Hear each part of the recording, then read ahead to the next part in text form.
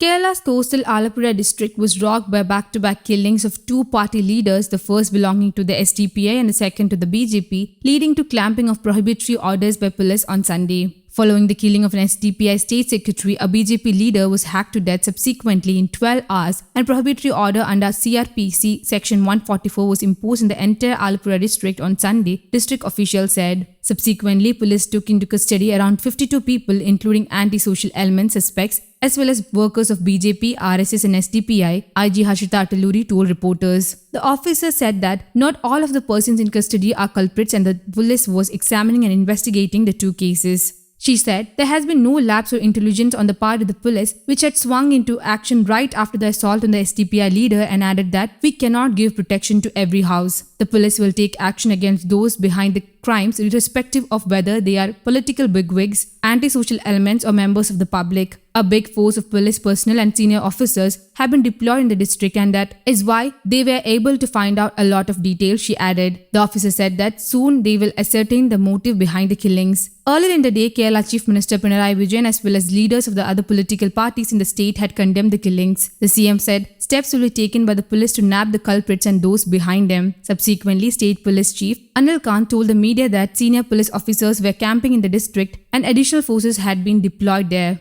He said that ADGP Law and Order would be heading the probe into the two killings and that the police would soon be rounding up troublemakers, goondas and their leaders in the area to prevent another such incident from happening in the near future. Kant also said that a statewide alert has been announced and all district police chiefs have been directed to closely monitor the law and order situation there, and if required, prohibitory orders would be imposed and additional forces would be deployed. The back-to-back killings also led to a lot of blame game amongst the parties, with the SDPI blaming RSS for the killing of its state secretary KS Shan and the BJP accusing the former for the murder of its leader. The Congress in turn blamed both BJP and SDPI for the situation and said that they were out to divide the state on communal lines. BJP MP and Union Minister of State for External Affairs and Parliamentary Affairs V. Muralidharan and the party's Kerala President K. Surendran blamed the SDPI and lapses on the part of the state government and the police for the death of its OBC Morcha State Secretary Ranjit Srinivas. Muralidharan denied that allegations that RSS or BJP was behind Shan's murder.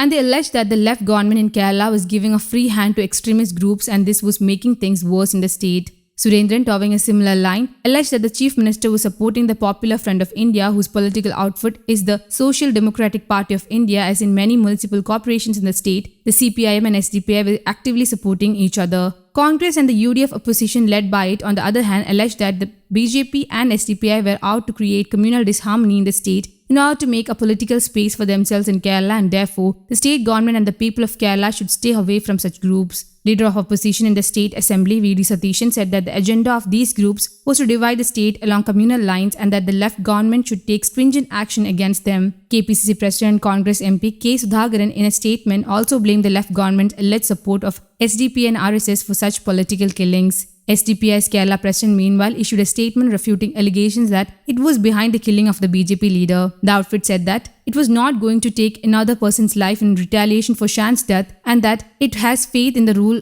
of law in the country. Subsequently, MK Faizi, National President of SDPI, in a Facebook post condemned Shan's murder and alleged that it was meticulously planned by the RSS, which was trying to contaminate the harmonious communal ambience in the state. SDPI State Secretary Shan was brutally attacked on Saturday night while he was on his way back home. He was on his way home when a car rammed into his bike and he fell down. The assailants inflicted around 40 injuries on him, leading to his death, police said. Shan succumbed to his injuries at a Kochi hospital around midnight, police said. Hours later, BJP's OBC Morcha State Secretary Srinivas was hacked to death by some assailants who barged into his house on Sunday morning. Police said it suspects the fatal attack on Srinivas was also a member of the BJP State Committee to be in retaliation of the killing of Shan. News Desk, Kaumudy Global.